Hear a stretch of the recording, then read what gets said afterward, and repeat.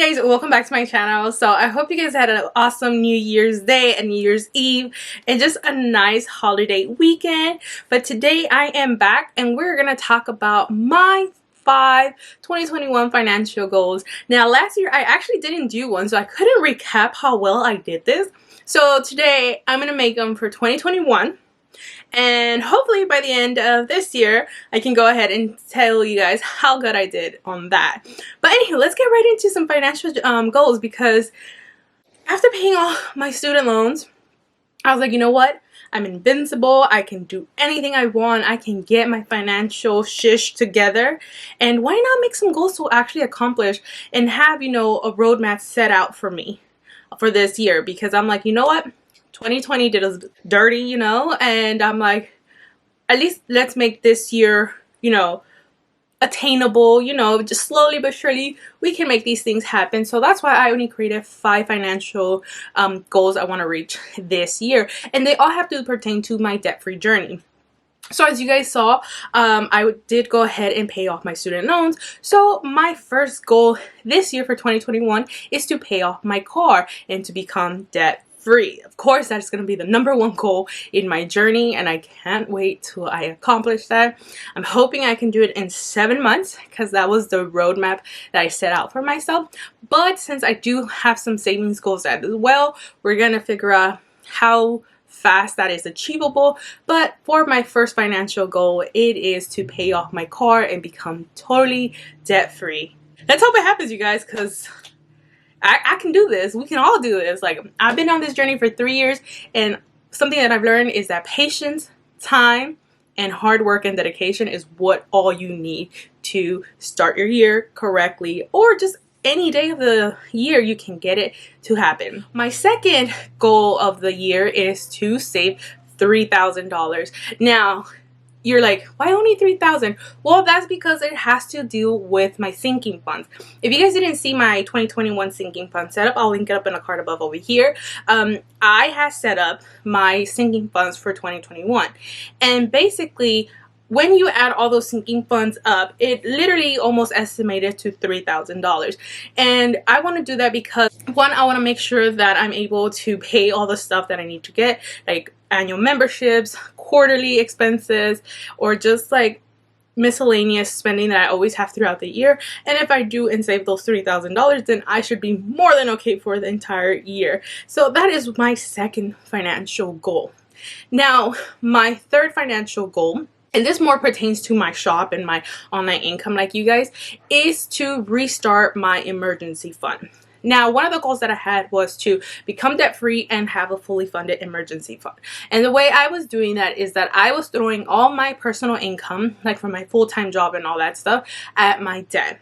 And then I was throwing all of my spare income from my shop, from my YouTube, at my emergency fund, because I was simultaneously doing them. However, because I wanted to get rid of my student loans, I paused the emergency fund and started throwing my extra income from my sticker shop and YouTube to my student loans. And now that I've accomplished that, I'm going to go ahead and restart my emergency fund.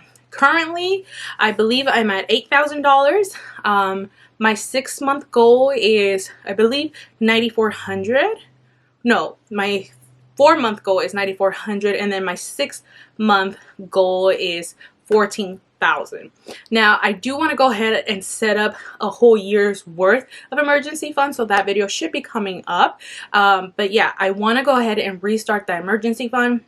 Like, I know we're out of 2020, but like, I just don't know how 2021 is gonna go, and I want to make sure I'm at least prepared.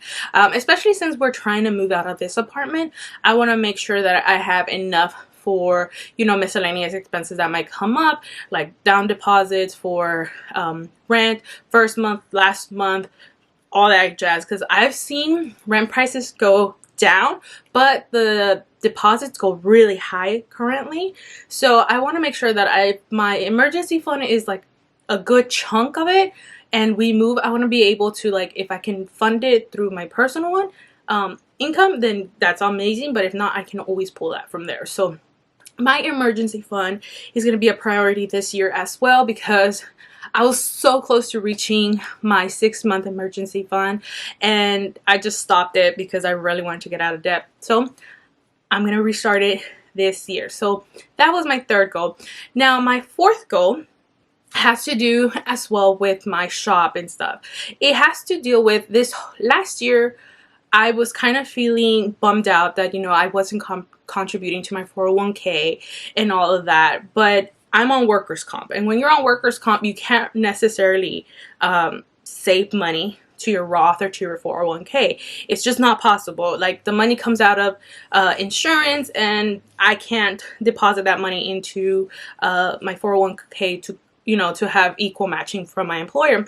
But I did learn about a self-employment Roth IRA, and I want to go ahead and open that for my shop, so like that I can actually throw money at there, so I don't feel so like behind everyone, because I want to be part of the FIRE movement. Trust me, I do.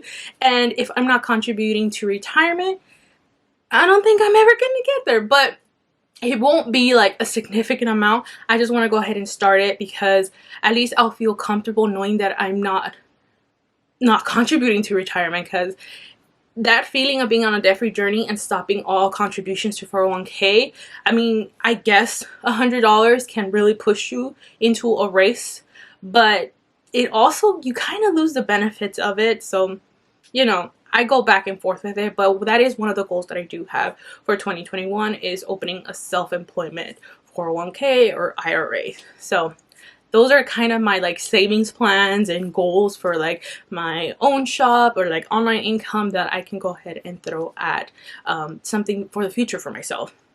And then the last thing that I want to have for this year is increase my side hustle income. Back in August, April, when the pandemic started to hit, I started to get burnt out from being on YouTube, from having a sticker shop and all of that. So I started to not care. And then when I had my surgery, I completely stopped videos just because I couldn't film. Now, of course, if I was better about it and actually put a lot of time and dedication, I would have pre-filmed videos.